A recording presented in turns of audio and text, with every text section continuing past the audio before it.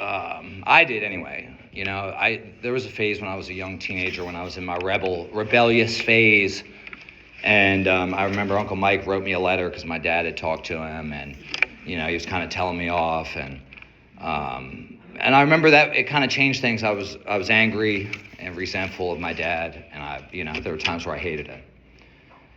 And it was only when I really went through it, and was suffering with those demons, that he was the only one that understood truly what I felt and what I was going through. And it was always very kind and compassionate to me in that era. And that was what really changed his and my relationship. And so while my dad has always been my main man, it was him guiding me through my addiction and everything that I had done that really brought us together. And I just want to also share just a little story. Hannah was talking about how he'd yell from the sidelines. And which, if you know me, I am my father's son. And my daughters will probably give you the same response that Hannah has told you. Their mom surely would. She reminds me she's the coach often. But there was a time me and my buddy Cholak were, he would always come to my games. And, he's my little buddy. My dad, every game, sidelines. Be more aggressive, Al. Get your hands in his face. This particular time, I classify as the most embarrassing moment of my life. We're warming up. I'm about 11, 12 years old. And I'm sagging my pants a little bit. That was the style. My shorts were drooping down. You could see my underpants. Dave on the bleachers. Al, pull your pants up, Al. Pull your pants, Al. And I'm like waving him off. Like, Dad, no. I said, I'm cool. Do my little warm-ups. And it gets louder. L, pull your pants up. Less patient. L, pull your pants up. Until he comes down off the bleachers when I'm turned around, gets onto the court, and pulls up my pants in front of everyone. My friend Cholak was dying laughing. And I heard that story. Everyone heard that story at parties for years. Yeah, did you ever hear about Dave, Elliot's dad, pulling his pants up on the basketball court? So, get sent right back to the past. I feel like some of the stuff I wrote, it's, going to be redundant here, but, my dad always called himself a friend of the friendless. So I don't know what that makes you all. But I hope that one day I can be considered that as well. You don't bring this many people out unless you truly are a friend, How do I sum up my dad's life and what he meant to me, the people around him, in a few minutes? How do I put a neat little bow on a lifetime of memories that have been a key factor in shaping who I am, not only as a man, but as a father, a friend, a communicator? I could tell you about all the things that he loved, Seinfeld, sports, numbers, memorizing license plate numbers, fractions. I remember how excited he was when I came home and we started learning about percentages. He loved to soak up rays, whether that was in the backyard with a book or on the phone or smoking a cig. He also loved to soak up rays at the tanning salon, which some people didn't understand, but he considered it a place for him to get just 10 minutes of serenity and a great tan. Not to be, crude in any way, but I'll tell you what, me and Hannah and Josh came and saw him here last week before the cremation, and I've seen a lot of open casket funerals. I'll tell you what, that man was so tan still, and his hair was perfectly coiffed. He looked just like he does in the picture. And I knew he would have really loved that. He spent a long time working on that tan, a lot of hours in the sun. Definitely was not short of vitamin D. Let's see. As a small kid with the numbers, he and I would play a game where he would hold up a basketball or a baseball card, and I would tell you at 3 years old what that person's most recent shooting percentage was or batting average was. He was especially proud when I could tell him, what Magic Johnson's most recent shooting percentage was, or James Worthy. Definitely did not like when I would have a much easier time remembering Kevin McHale and Larry Bird's numbers. He loved eating dinner after 10 p.m. He did not like to eat with the family at a regular time. Some people didn't like that. Others didn't mind. Did you mind? He loved making nicknames. He loved making references to movies and, songs. Again, the Backstreet Boys. Tell me why. I'd tell him something. He'd ask me, ask him, what are you up to? He'd say, about 5'12". Because he'd break it down to the inches. It wasn't just about an even 6 foot. There's a ton of them. He loved a good style, unmatched. He loved a good turtleneck with short shorts. Hated wearing a suit, but I always remember when he put on a suit for like closing day as a real estate agent. I always thought he looked sharp, so I made sure to put one on a day for him. I could tell you how he loved his family, especially his kids and his grandkids. Oh, how he loved my kids. Even when their mom and I were going through it, I'd be like, stop talking to her. He'd be like, that's none of my business, El. I got to get pictures.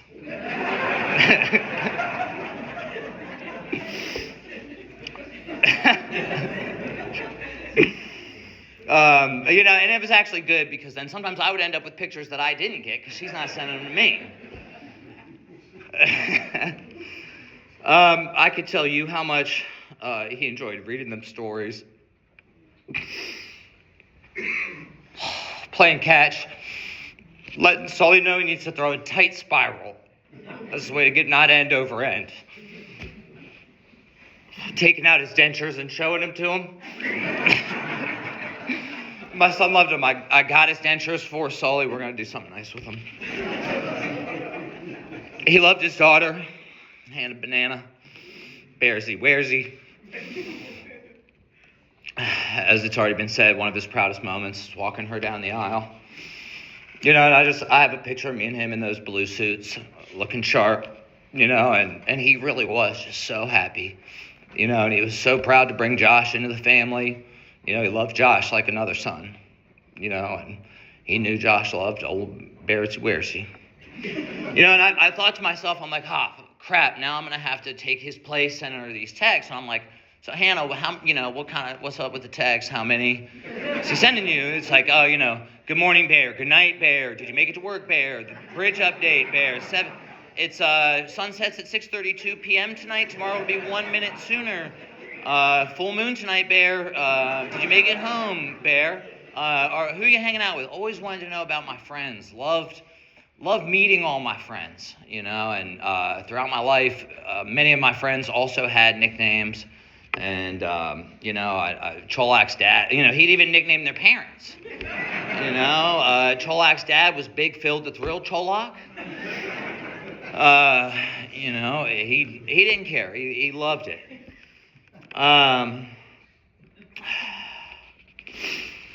Those are big shoes to fill, and so I'm sorry in advance, Hannah, because I'm not going to be able to text you that much. I'm glad that you did, because he would tell you that I don't text him at all, and I do feel some guilt when I look at our text, and it's like, no need to respond, Al. Insert sports update here, But we would talk on the phone for hours. Every time I drive from Baltimore to PA on the late night, I knew I could always, Al, I'm up if you want to rap. And I always wanted to rap. Whether it was about movies, life, stress, setbacks, the wins, the losses. And he loved how honest I could be with him. He loved his brother Mike, Mop Top, an Earth tattoo, but he's not, Egghead's not around anymore. Old Spider.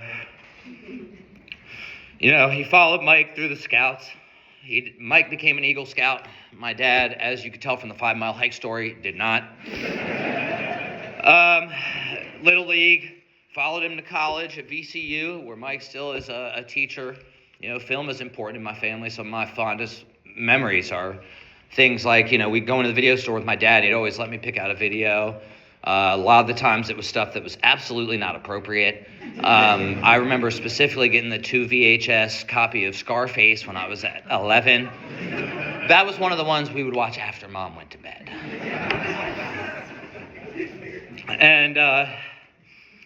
But Mike had a huge influence on my dad's love for film and music. And I would love to hear stories about back in the day, them partying together, hanging out at the Biograph, VCU college parties, go Rams, ram it. He loved Ann, and their wedding is actually a very fond memory of mine as well. And he was living in Berryville, and Mike would come up there all the time with Velma, and he just always got such a kick out of her.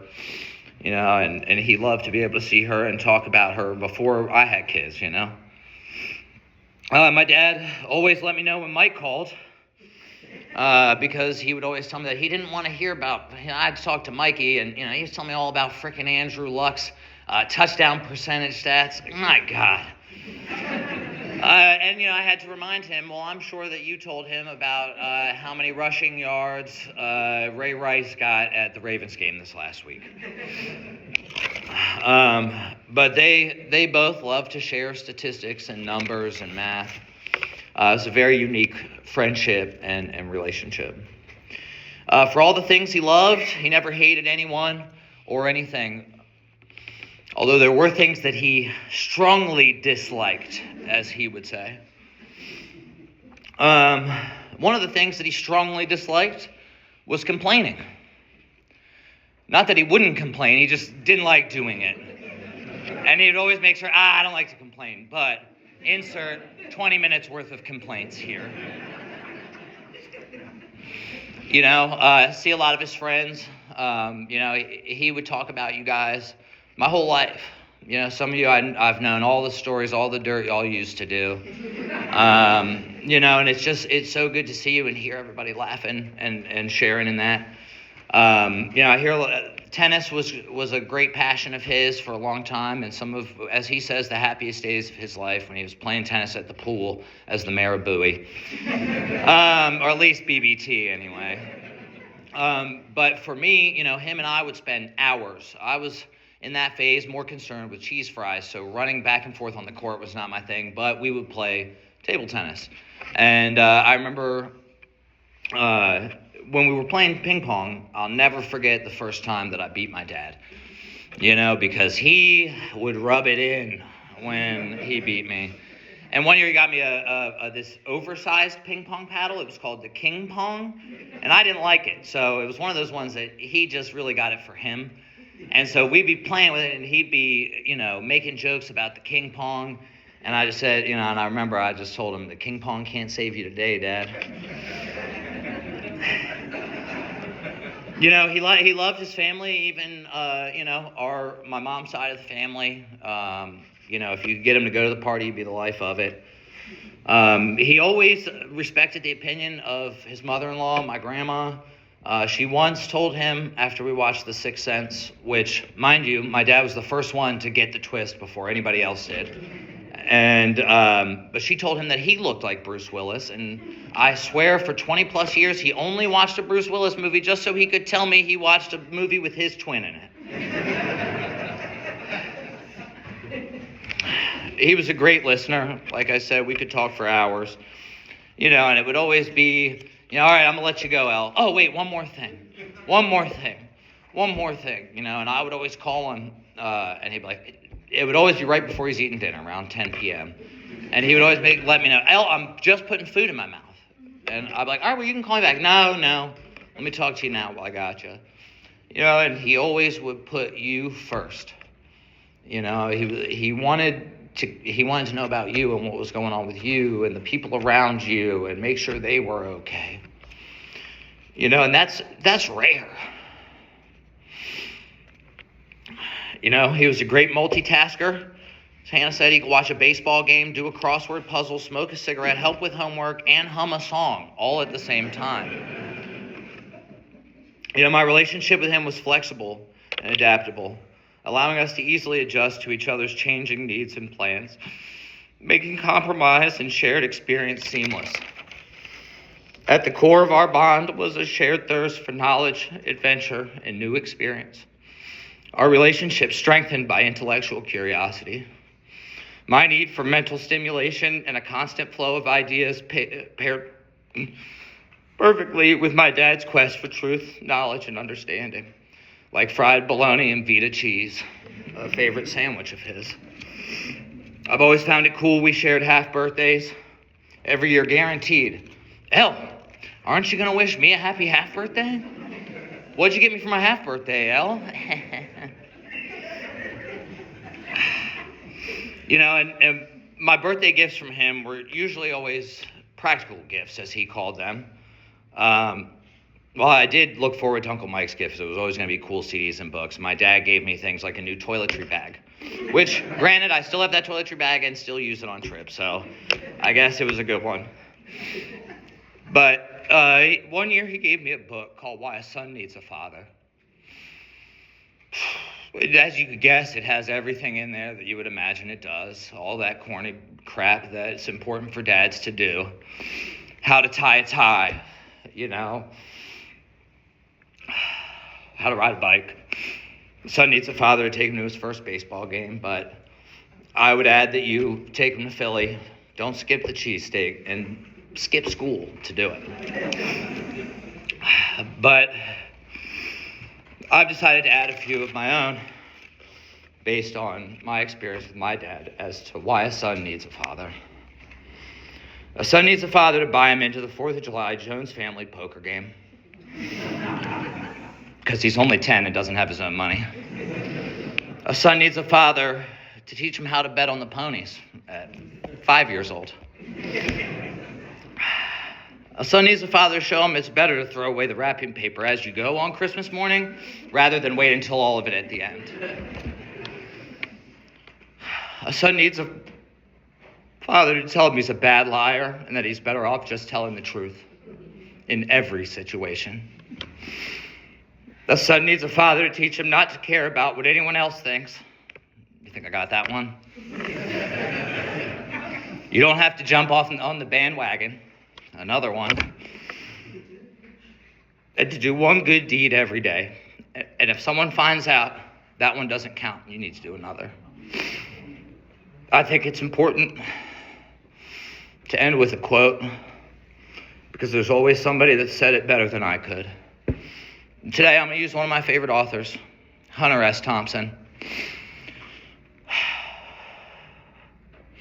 There he goes.